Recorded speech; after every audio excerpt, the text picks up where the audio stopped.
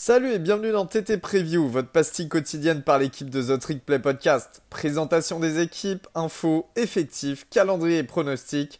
On peut le dire, we're back!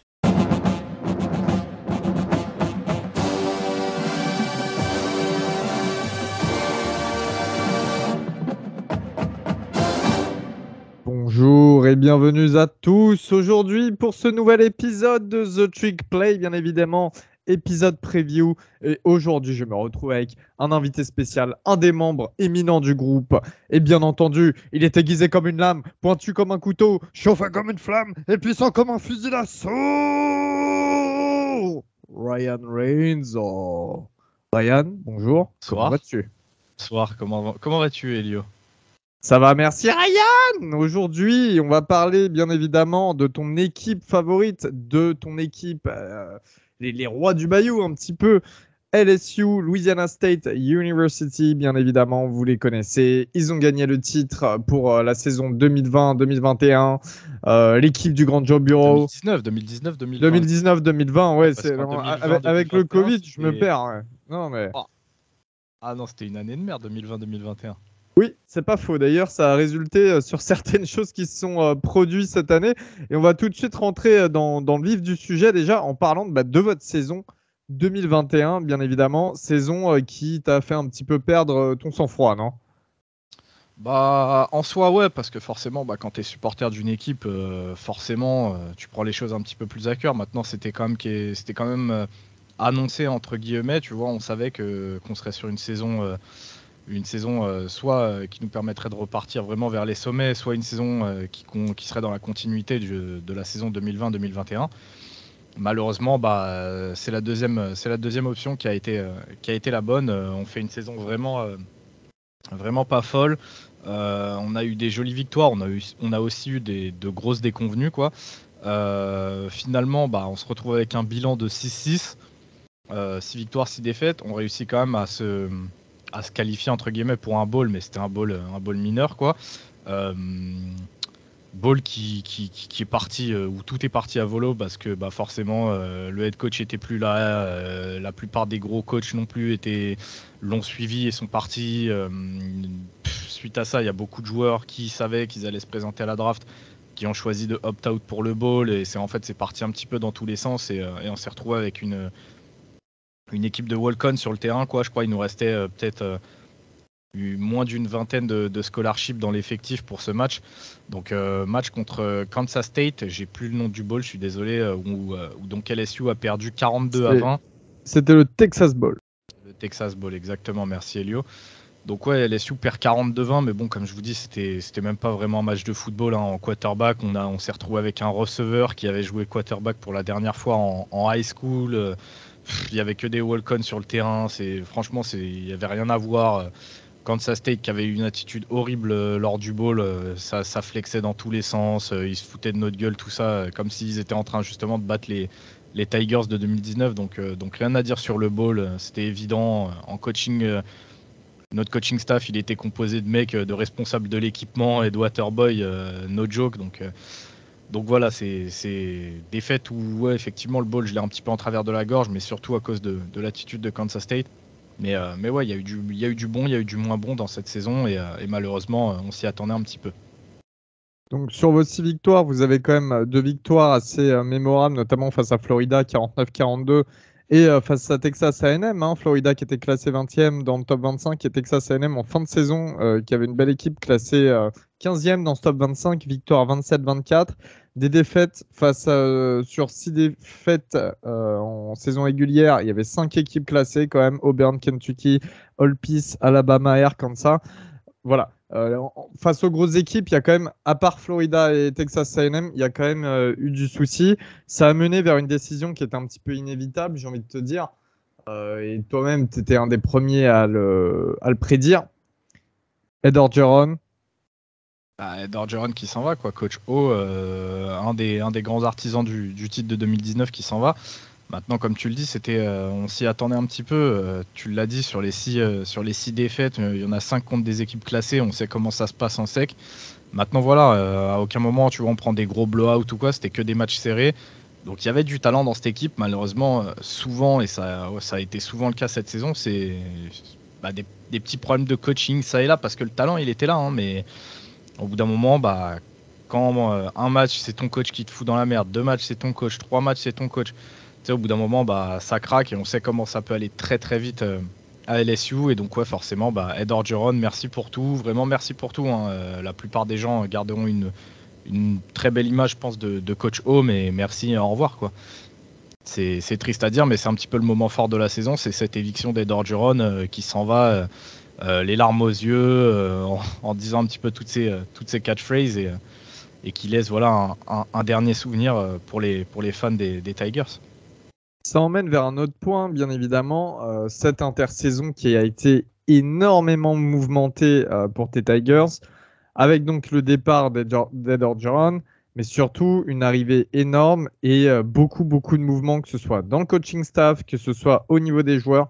Alors on va parler dans un premier temps du coaching staff, et bien évidemment, vous êtes déjà, vous les auditeurs, tous au courant, mais Ryan, qui est arrivé chez vous? Grande surprise, très grande surprise. Le coach emblématique de Notre-Dame, Brian Kelly, un des meilleurs coachs du college football actuel. Je pense que c'est un truc où même Gus sera pas contre ce que je vais dire, mais voilà, il a marqué de son empreinte Notre-Dame sur ces 10-11 dernières années de succès vraiment à Notre-Dame, où vraiment le seul moment où Notre-Dame a galéré, c'est en playoff, et on espère voir du mieux à LSU pour Brian Kelly. Mais sinon, à part ça, le mec fait partie des coachs les plus successful, les plus victorieux en college football sur les 10 dernières années. Donc vraiment, c'est une très très grosse arrivée. Après, on va parler vraiment que des arrivées majeures dans le coaching staff, parce que il y a tout le coaching staff qui a changé. On a gardé un seul coach de l'ère Orgeron, c'est Brad Davis, le coach O-line, et sinon tout le reste a changé sur toutes les positions. Donc on va éviter de faire du name dropping, surtout que les coachs, ça vous parlera peut-être pas forcément, mais on va vraiment se concentrer que sur le cordeau offensif et cordeau défensif. Brian Kelly, il sait ce qu'il fait, il sait s'entourer, et donc il arrive avec lui à Bâton Rouge avec donc Mike Denbrock. Mike Denbrock, pour ceux qui ne le sauraient pas, c'est l'ancien offensive coordinateur de Cincinnati, des Bearcats. Je rappelle quand même que cette année, les Bearcats, ils sont allés sur une saison invaincue jusqu'à arriver en playoff avec une jolie offense. Ils ont envoyé plusieurs joueurs en NFL, donc on ne parle pas de n'importe qui. Et surtout que Brian Kelly a choisi de garder l'appel des jeux en offense. Donc Denbrock qui sera là pour l'aider, mais c'est surtout Brian Kelly qui aura le dernier mot là-dessus. Du côté de la défense, Brian Kelly a réussi à faire un joli coup, puisqu'il a réussi à choper Matt House, l'ex-coach des Chiefs, l'ex-coach linebacker des Chiefs en NFL de Kansas City. Matt House, il a déjà une belle auréole d'expérience en SEC, puisqu'il a déjà été le cordeau def de Kentucky.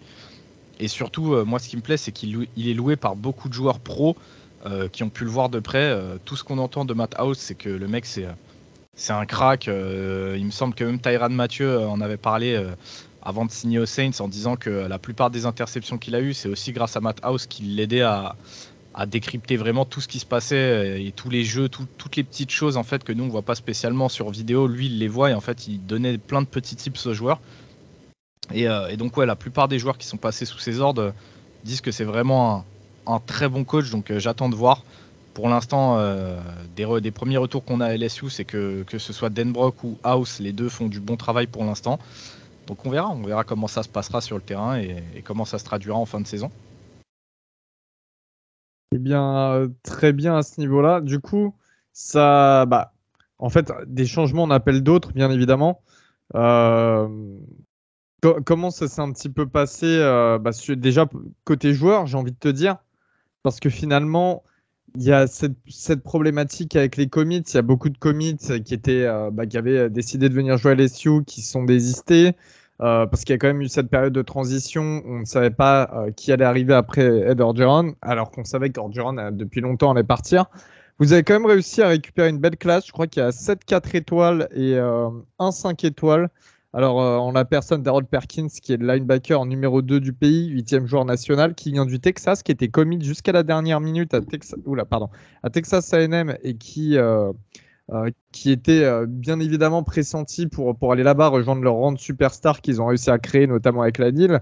Finalement, en dernière seconde, ils flippent pour LSU. Je ne sais pas si tu as une idée de pourquoi. Et Walker Howard, quand même, le quarterback de Louisiana, qui est resté commit jusqu'au bout, qui est le 5e meilleur quarterback de cette QV. Donc voilà, finalement, vous en sortez pas trop mal au niveau des commits. On s'en sort vraiment très bien, même Walker Howard, c'est une future superstar. Comme tu as dit, il fait partie des top dual threat quarterback dans le pays. On savait qu'il voulait venir depuis le début, mais pareil, je pense que lui aussi a attendu de voir qui allait arriver en tant que head coach. Et c'est vrai que quand ça a été Brian Kelly, on sait que ça l'a rassuré, il l'a dit lui-même. Et ça l'a même conforté dans l'idée de se dire que bah voilà, les Tigers, ça reste un gros programme et ils sont pas là pour jouer aux billes, quoi. Harold Perkins, c'est un petit peu plus, comment dire. Je pense que c'est vraiment un choix à l'affect parce que on a toujours été en fait dans son top 3. Jusqu'à la fin, on était dans le top 2 entre Texas A&M et nous. Ça se renvoyait la balle d'un côté et de l'autre, tu vois. Et il a commencé à signer à Texas A&M. Et en fait, même à ce moment-là, en fait, moi, je faisais partie des gens qui le suivaient sur Twitter. Et même après ça, en fait, il a continué à recevoir énormément d'amour de la part des fans de LSU. De base, c'est un petit de la région. Son oncle, je crois, c'est un de ses proches, tu vois. Son oncle est un fan incroyable des Saints et de LSU. Et il a tout fait en fait pour que le mec vienne signer chez nous et tout. Mais à la fin, il a dit écoute, moi, je ferai tout ce qui est le mieux pour mon neveu. Donc s'il a envie d'aller à Texas, il ira à Texas. Et en fait, il jouait vraiment d'un amour auprès des fans de LSU qui était assez ouf. Et je t'ai dit, même s'il partait chez un rival, on a continué à lui dire bah écoute, tu sais, t'es un crack, on espère que tu feras le mieux possible et tout. Et on a continué à parler avec son oncle et tout sur les réseaux. Et son oncle il disait écoute, je suis déçu, mais c'est comme ça, tu vois. S'il estime que c'est le mieux pour lui, c'est le mieux pour lui. Maintenant, nous, on aurait préféré qu'il porte les couleurs violet et or. Et donc ça a continué pendant peut-être un mois, comme ça, on continue à lui parler et tout. Et d'un coup, en fait, son oncle a commencé à dire sur les réseaux qu'il avait une autre visite encore à LSU et que, en fait, bah, quand il lui parlait, c'était pas si joué que ça, tu vois. Et que même s'il avait commit, lui, il pensait qu'il pourrait peut-être, entre guillemets, tourner sa veste. Et donc, il a suffi de juste ça pour que, justement, les fans recommencent à faire leur forcing auprès du joueur en mode ouais, mais tu sais, chez nous, tu seras une superstar et tout, nanana. Et regarde tous les linebackers qu'on envoie ces dernières années en NFL. Et en fait, bah, il a fait sa visite, je pense, pour prendre la température un petit peu avec Matt House, avec Brian Kelly. Parce que jusqu'ici, en fait, c'était Orgeron, tu vois, qui avait surtout l'idée du dossier, tu vois. Et suite à cette visite, en fait, Harold Perkins change d'avis et finit par commit chez nous. Et là, donc, là, c'était n'importe quoi, tu vois. Tu sais comment ça se passe en Louisiane avec les fans. Et c'est parti en live complet. Et ouais, le mec, pour le coup, c'est un crack. Moi, je suis allé voir ses tapes de high school. Le mec peut tout faire, en fait. Ça fait partie de ce genre de linebacker athlète qui peut tout faire. Le mec, il jouait receveur en high school. Il pouvait couvrir justement des receveurs quand il jouait corner. Des fois, tu le voyais faire du pass rush, tard les edge 5 étoiles. Le mec est juste trop fort, tu vois. En plus de ça, tu as bien fait de mentionner Brian Kelly et Matt House parce que Matt House, c'est quand même l'ancien coach des Chiefs, donc qui a remporté récemment le Super Bowl, qui a une expérience NFL inestimable. Brian Kelly, c'est quelqu'un qui a formé de très très bons linebackers à Notre-Dame, hein, les Jadon Smith, l'année dernière, Jeremiah Owusu-Koramoah, l'autre zinzin qui sortait avec une fille, Nancy Théo, qui sortait avec une fille, voilà, bref.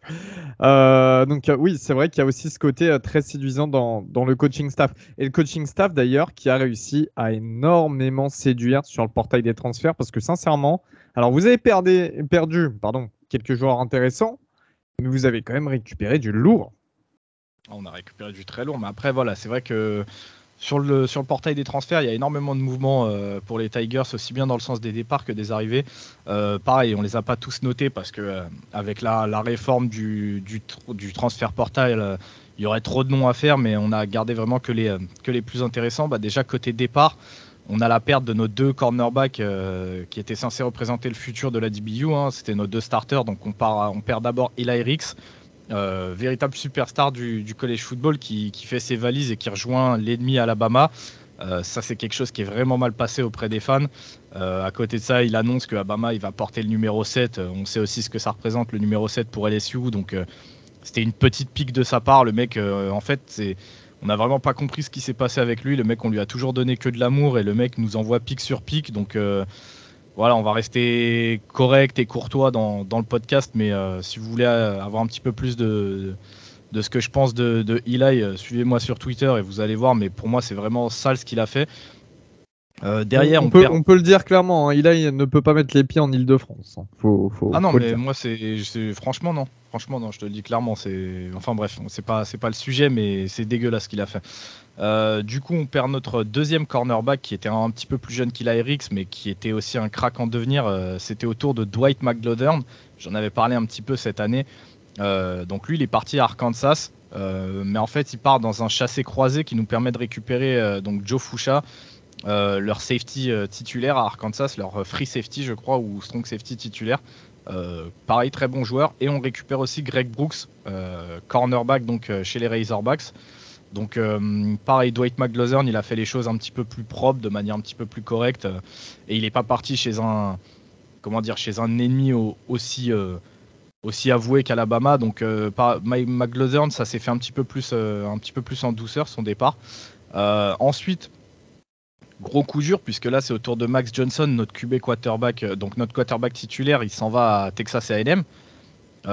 Suite à son départ, on perd aussi le commitment de son petit frère Jake Johnson, si je dis pas de bêtises, le tight end 4 étoiles qui avait commit un petit peu plus tôt. Forcément il s'en va et il rejoint lui aussi Texas A&M, il me semble. Ensuite, on perd coup sur coup Pete Cage qui part à UTSA, qui avait fait vraiment une bonne impression, puisque justement lui il s'était démarqué dans le match, dans le bowl game contre Kansas State. Un safety, un box safety vraiment très très bon, qui avait su gagner justement le cœur des fans. Donc lui il part à UTSA pour avoir plus de temps de jeu cette année. Et on perd surtout Corey Kiner, lui aussi véritable crack, qui lui rentre chez lui, donc à Cincinnati, son lieu de naissance, pour aller jouer justement avec Luke Fickell et les Bearcats. Côté arrivé, du coup Brian Kelly, il a travaillé vraiment d'arrache-pied pour reconstruire les fondations. Outre Foucha et Brooks, LSU voit arriver les DB Mickey Gardner des Louisiana Raging Cajuns et Jarek Bernard de Oklahoma State. Beaucoup plus tard, il y a Sevin Banks de Ohio State qui nous a rejoint aussi. Tout ça, ce sont des DB, hein. DB, cornerback, safety. Ensuite, on a West Weeks, qui est un prometteur linebacker de Virginia, un espèce de Mike bien blanc, bien Virginia. J'attends beaucoup de voir ce qu'il peut faire, parce que son profil m'intéresse beaucoup. Et on a aussi Mekhi Wingo, defensive tackle undersize, très explosif de Mizzou. Donc tous ces noms-là, ça vient gonfler les rangs de la défense des Tigers. Maintenant, c'est pas pour autant que Brian Kelly a oublié l'attaque, hein. L'attaque n'est pas en reste, puisqu'il y a les arrivées justement de Kyren Lacy, un talentueux receveur des Louisiana Raging Cajuns, encore une fois, qui a fait de très très belles stats avec eux, alors qu'il n'y avait pas forcément de gros noms à côté de lui. Donc pareil, j'attends beaucoup de voir ce qu'il peut faire. On a aussi Noah Kane, une petite pépite de Penn State au poste de running back, qui n'a pas forcément encore prouvé à Penn State, mais c'est pareil, c'est très très prometteur. Et là, sorti de nulle part, on a le retour de Miles Brennan, qui était rentré sur le TP très tôt dans l'année. Et on a aussi, tout aussi bien sorti de nulle part, l'arrivée de Jaden Daniels, ex-quarterback star d'Arizona State, QB double menace, ultra athlétique. Et pareil, ça s'est sorti, c'est arrivé comme un cheveu sur la soupe. En fait, c'est sorti de nulle part, il n'y avait pas de rumeur ou quoi que ce soit. Et Jaden Daniels est arrivé, on était un peu en mode ah putain, lourd, tu vois. Donc en bref, vraiment énormément de mouvements. C'était étonnant. C'était étonnant. Ouais. Et il y aura une belle compétition justement pendant la off-season là, pour le poste QB. D'ailleurs, tu as une info, tu sais pas qui va être QB1? Pour l'instant, j'en ai absolument aucune idée. Okay. La compétition, je sais qu'elle fait rage justement entre Jaden Daniels, qui est un QB double menace qu'on n'a pas vu depuis longtemps, tu vois, à LSU, et qui a vraiment ce côté-là à amener sur la table. On a Garrett Nussmeier, qui est, lui, c'est un crack, c'est un jeune crack, il est vraiment trop fort. Mais voilà, c'est le plus jeune des trois que je vais citer là. Et ensuite, tu as Miles Brennan qui arrive vraiment en tant que vieux briscard, parce que le mec a déjà 24-25 ans. C'est peut-être le moins, le moins doué, tu vois, en termes de talent. Le mec qui a peut-être le moins de talent pur et de potentiel. Mais en fait, c'est le mec qui est là depuis justement 4 ans. Le mec, il a tout connu à LSU. Il est arrivé en tant que QB3. Et petit à petit, il a su grimper les échelons et travailler d'arrache-pied. C'est un vrai soldat, tu vois. Après, Qui était le backup de Joe Burrow d'ailleurs à l'époque. C'est ça, backup de Joe Burrow. Et le mec, en fait, tu sais que tu peux l'envoyer sur le terrain et lui demander de perdre une jambe sur le terrain. Le mec le fera, tu vois. Donc, tu as vraiment ces 3 profils-là vraiment différents qui sont en train de se battre. Et Brian Kelly l'a dit au sortir du Spring Game. Il sait pas quoi faire, en fait. Les mecs font pas d'erreur. Ils sont tous aussi forts les uns que les autres. Et donc, pour l'instant, c'est vraiment un problème de riche qu'il a. Walker Howard, je le mets même pas dans la compétition pour l'instant parce que je pense qu'il va être redshirt. Je pense vraiment qu'avec 3 QB comme ça devant lui, oui. le mieux ce serait de le redshirt, donc je le compte pas dans la compétition. Alors, il y a 2 grosses forces dans l'équipe qui se dégagent, notamment, alors, on va rester sur l'offensif, le côté receveur, parce que vous avez peut-être le meilleur receveur, ou un des 3 meilleurs receveurs du CFB la saison prochaine, qui revient après une blessure. Qui revient après une blessure cette année, donc forcément lui je pense que vous en avez déjà entendu parler, hein, c'est la future superstar de LSU, c'est Keishon Boutte. C'est vraiment le joueur star à suivre cette année. Si aucune blessure vient le gêner, le mec c'est un first round qui va arriver à son prime college football, qui va se dévoiler sous nos yeux. Juste comme ça, pour ceux qui ne sauraient pas forcément qui c'est, Keishon Boutte quand même, le mec s'est blessé je crois week 7 ou week 8 l'an dernier. Et 2 ou 3 semaines après, il était encore en tête des classements receveurs de SEC en termes de touchdowns scorés et yards parcourus. Donc c'est vraiment la superstar, le futur Jamar Chase et tout. En fait, le mec était bloqué par cette compétition-là. Devant lui, il avait Jamar Chase, Justin Jefferson, Terrace Marshall. Mais en fait, le mec est là depuis 2019. Il a pu avoir tous les enseignements en fait. Et c'est vraiment, le mec, c'est une star. C'est vraiment une star du college football. Et comme je vous dis, lui, s'il se blesse pas, c'est un first round l'an prochain, quoi. À côté de lui, parce qu'il n'est pas tout seul, forcément, donc il y a Keishon Boutte qui est même potentiel frontrunner au Biletnikoff Award qui récompense le meilleur receveur en college football. On a aussi Jack Beck qui était dans l'équipe freshman de SEC l'an dernier au poste de tight end, et Brian Kelly a décidé de le replacer en receveur à temps complet, tant il est playmaker balle en main, et aussi parce qu'on le sait, mais Brian Kelly au poste de tight end, il veut des gros gabarits et des mecs capables de bloquer, ce qui n'est pas forcément la force première de Beck. On a Malik Nabers, un électron libre, mais c'est véritablement la révélation de la saison dernière. Lui, il a su profiter du fait que Keishon Boutte n'était plus là. Et dans la saison plus que morose qu'on a fait, il a vraiment flashé ça et là. Et franchement, je vous dis, il est vraiment très très fort. On a Brian Thomas, qui est un gros wide receiver de possession, qui a impressionné parce que l'an dernier, il était true freshman. Donc il va revenir cette année un petit peu plus expérimenté. Et à côté de ça, tu peux ajouter des vétérans capables de coups d'éclat comme Jari Jenkins. Notamment, si vous voulez un coup d'éclat, vous pouvez regarder le match contre Texas A&M l'an dernier où il catch la balle de la dernière chance à la dernière seconde. C'était vraiment un catch de malade. Et comme je vous parlais plus tôt, Kyron Lacey des Louisiana Raging Cajuns qui sort une saison folle chez eux en étant seul et avec un QB moyen. Et là, en fait, si tu prends en fait toute notre escouade et que tu regardes au final les forces de chacun, tu te dis que tu as quand même une escouade qui est ultra dangereuse sur plusieurs schémas. Tu vois, tu as vraiment du receveur de possession, tu as des électrons libres capables d'avoir la balle et d'exploser dans tous les sens.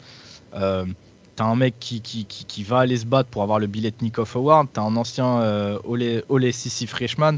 En fait, t'as vraiment de tout dans cette escouade. Donc j'attends vraiment de voir. Leur succès, ça va aussi dépendre de qui va être le quarterback titulaire, mais t'as vraiment une escouade ultra dangereuse. Et de l'autre côté du terrain, sur la défense, il y a une belle D-line aussi. Il y a une D-line on part comme l'an dernier avec une D-line monstrueuse, et je pense qu'il y aura encore une fois pas mal de mecs draftés en fin d'année. T'as beaucoup de retours et de talent en fait sur cette D-line. Ça m'est impossible de la laisser de côté en tant que force de l'équipe.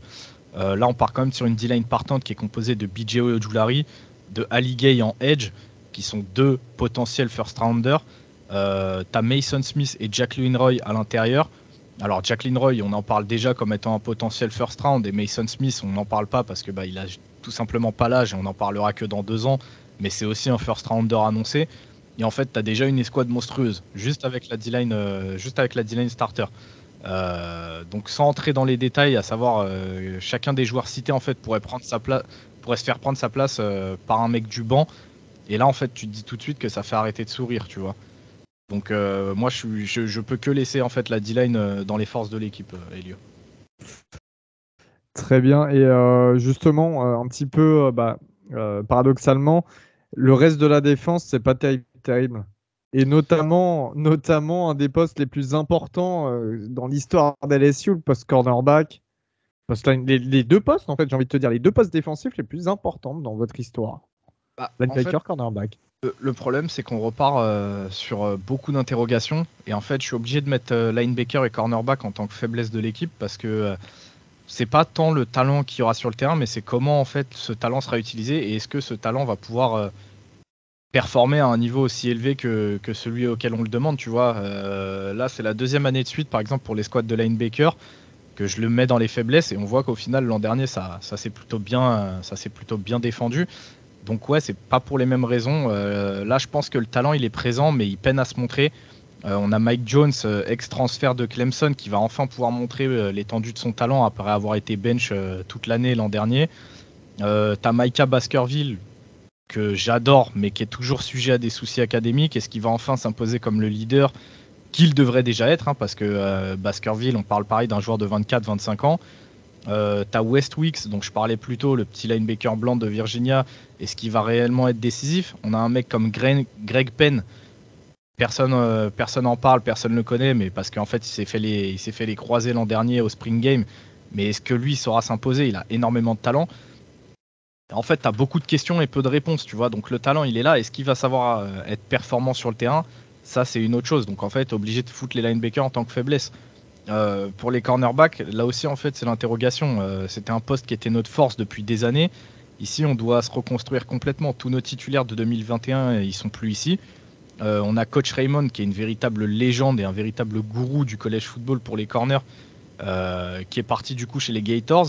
Et en fait, les squads, elles repartent de zéro avec quasiment que des nouvelles têtes. Donc encore une fois, le talent, il sera là. Maintenant, et comment et à quel niveau cette escouade, elle va jouer? Encore une fois, il y a des questions, mais pas de réponse en vue. Donc, encore une fois, sur le papier, tu vas avoir quelque chose de très correct, de très bon. Sur le terrain, est-ce que ça va répondre comme tu le veux? Je sais pas. Donc, j'ai mis linebacker et cornerback en tant que faiblesse de l'équipe, tu vois.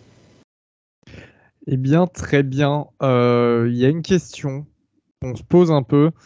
Alors moi, c'est pas forcément celle que je me pose, mais on va quand même se le demander. Brian Kelly, est-ce qu'il peut emmener LSU en playoff dès sa première année ou sa deuxième? Dans les deux prochaines saisons, est-ce que LSU peut terminer en playoff, sachant que toujours il y a des géants de sec qui sont devant vous encore au niveau des commits, et en plus de ça, bon, on a Texas A&M qui vient d'arriver sur le terrain, donc C'est une question compliquée. En fait, encore une fois, si c'est que en termes de talent, le talent présent sur le terrain, bien sûr que LSU a ce qu'il faut pour aller en playoff. Maintenant, tu sais aussi bien que moi que les reconstructions, c'est compliqué. T'as beaucoup d'autres choses en fait à voir. Est-ce que tous les membres de ton nouveau coaching staff, ça va cliquer? Il suffit d'un joueur en fait grippé pour que tu n'ailles pas en playoff en college football. Tu vois, il suffit d'une défaite ou d'un truc et tu peux être écarté. Donc ouais, je pense que ça va être un petit peu trop compliqué dès sa première année d'aller en playoff. Je pense que le but là, c'est déjà d'essayer d'être éligible à un bowl en fin de saison. Ça voudrait dire que tu as fait une saison, une winning season, et donc déjà que tu pars sur de bons rails. En playoff, je pense que ça va être un petit peu trop compliqué dès sa première année.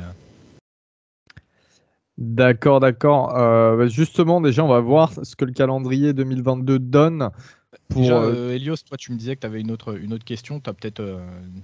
plus ma question, justement, est-ce que LSU peut aller déjà en finale ACC, tu vois, ou frôler pour y aller dès sa première saison? Tu vois, avant C'est- même de parler de playoff. Parce que finalement, le problème avec la ACC, c'est qu'il faut faire une saison parfaite. Si tu perds la finale et que tu oses espérer aller en playoff, il faut que déjà avoir fait une saison parfaite où tu n'as perdu aucun match de ta saison régulière. Déjà, Ce ça va qu'avait être fait Georgia difficile. l'année dernière, d'ailleurs, avant de remporter, avant de remporter le National Championship. Donc, est-ce que tu penses que vous pouvez au moins frôler la finale ACC dès Ah, cette première année? encore une fois, la frôler, c'est. En fait, on part sur sur la même problématique que ce que je te disais avec les playoffs. C'est que, en fait, dans une saison en reconstruction, tu as beaucoup de choses à prendre en compte, en fait. Et il Ouais, suffit qu'il y ait évidemment. un seul joint, genre, je te dis une connerie, hein, mais regarde, il suffit que ton coach cornerback il soit naze ou que ça clique pas avec les recrues corner que tu as. Et en fait, tes corners, ils vont être éclatés. Et tu vas te prendre des valises de points, tu vois. Il suffit qu'il y ait une recrue que tu aies chopée sur le transfert portal qui soit pas au niveau, alors que toi, tu pensais que ça serait un de tes starters, et ta saison, elle est morte. Tu vois, c'est ça le problème aussi avec les saisons en reconstruction, tu vois, c'est qu'on est encore sur un truc qui est tout nouveau, et même pour Brian Kelly, qui a tout connu avec Notre-Dame. Encore une fois, Notre-Dame, c'est Notre-Dame. La Louisiane, c'est la Louisiane, tu vois. Ouais, évidemment. Il suffit qu'il commence en perdant le premier match ou 2 matchs sur 3 pour se lancer sa saison, et le mec va déjà se faire détruire, en fait, tu vois. Ouais, c'est vrai qu'il y a une pression inhérente autour du poste. Il y en avait une énorme à Notre-Dame parce que c'est un grand programme.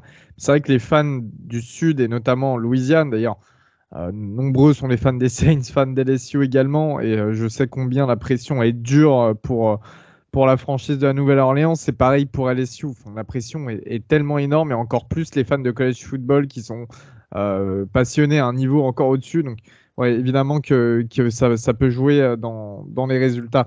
En parlant de ça, du coup, le calendrier 2022, je l'ai là sous vas-y. les yeux. Je l'ai là sous les yeux, si tu veux. On commence donc week 1. On va affronter Florida State. Ensuite, on affronte une équipe Southern U. Je t'avoue que je sais même pas. Ça va être le cupcake de l'année, comme d'habitude. T'as peut-être ton poste là-bas. T'as peut-être ta place pour jouer. Peut-être. Ensuite, on affronte Mississippi State. Ensuite, on affronte New Mexico, les Lobos. Ensuite, on se déplace à Auburn. Non, Auburn se déplace à la maison, on vient chez nous. Ensuite, on se déplace à Tennessee. Ensuite, on a les Gators qui viennent chez nous. On se déplace à Ole Miss. Non, c'est l'inverse, justement. C'est Auburn qui vous déplacez à Auburn, Okay. Tennessee chez vous et Florida à Gainesville. Ouais. Ok. Donc ensuite, on reçoit Ole Miss. On reçoit aussi Alabama. On se déplace à Arkansas. On reçoit Alabama Birmingham, donc UAB. Et enfin, pour terminer et clôturer cette saison, on se déplace à Texas A&M. Et bah, tu sais quoi, on va se faire nos pronos. Vas-y, je te laisse commencer le temps que je réfléchisse dans ma tête en même temps et je te donne le mien juste après. Franchement, je partirais sur un 8-4. 8-4 avec un ball à la clé. Je pense que déjà ça marquera une perf plus que solide pour LSU qui cherche avant tout à se reconstruire cette année. Maintenant, attention, le calendrier, c'est vraiment pas facile. On peut aussi partir sur un truc complètement à l'inverse. Et comme on en parlait tout à l'heure, il suffit qu'il y ait un joint qui soit grippé et que tout parte à volo, que tout parte en autre boudin. Et on pourrait très bien se retrouver avec un 4-8. Même si j'y crois pas forcément, maintenant tu sais que je donne toujours une évaluation un petit peu plus pessimiste. Parce que forcément, j'ai tendance à voir les choses un petit peu trop belles quand je travaille sur une preview d'une équipe. Donc ouais, moi mon prono ce serait un 8-4, je pense que c'est réalisable. Après je dis pas que ce sera facile, mais je pense que ça peut être réalisable. Maintenant voilà, on peut très bien, comme je te dis, se retrouver en 4-8 assez rapidement. Il suffit qu'on prenne 1, 2, 3 défaites, qu'on rentre dans une spirale sale et ça peut partir assez vite. Tu sais quoi, je suis pas loin de ton avis. Alors je suis sur du 7-5 parce que j'essaie d'être plus prudent. Je sais qu'il y a un moment où vous aurez forcément des défaites bêtes, tu vois, Mississippi State, Tennessee c'est possible, Arkansas aussi. Je sais aussi que vous êtes dans le genre à avoir une victoire un petit peu surprenante. Alors, Texas A&M en fin de saison, je pense que vous pouvez débattre, sachant que Texas A&M, ils ont encore des cycles à faire avant de devenir très forts. Ole Miss, pareil, qui se reconstruit, qui est un petit peu dans le même système. On en parlera pour leur preview, mais qui ont plein de transferts, tout ça. C'est battable. Ça peut aller dans un sens comme dans l'autre. Florida, pareil. Donc, ouais, comme tu le dis, ça peut être du 8-4, du 7-5, du 4-8, du 6-6. On verra. En tout cas, ça sera bien de voir le jeu insufflé dès sa première saison de Brian Kelly et voir qui sera le quarterback titulaire. Est-ce que tu as un petit mot de conclusion à cette preview, Ryan, de tes Tigers? Non, pas spécialement de petits mots, à part, ouais, si, voilà, pour les mecs qui sont vraiment fans de football et qui ont vraiment pas envie de manquer des gros matchs pour les Tigers cette année. Ce que Elio et moi on peut vous recommander, il y a déjà l'opening game contre Florida State qui va en fait tout de suite donner le ton de la saison. On va tout de suite voir à quel niveau peuvent jouer les Tigers. Et ensuite, comme d'habitude, les matchs contre la SEC. Donc, Elio en a parlé, Florida, Bama, Texas A&M, ça sera des immanquables. Des gros matchs avec des ambiances de feu un petit peu.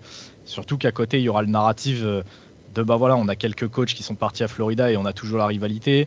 On a Eli Ricks qui est parti à Bama et on sait que Bama va essayer de remonter très fort après la saison dernière.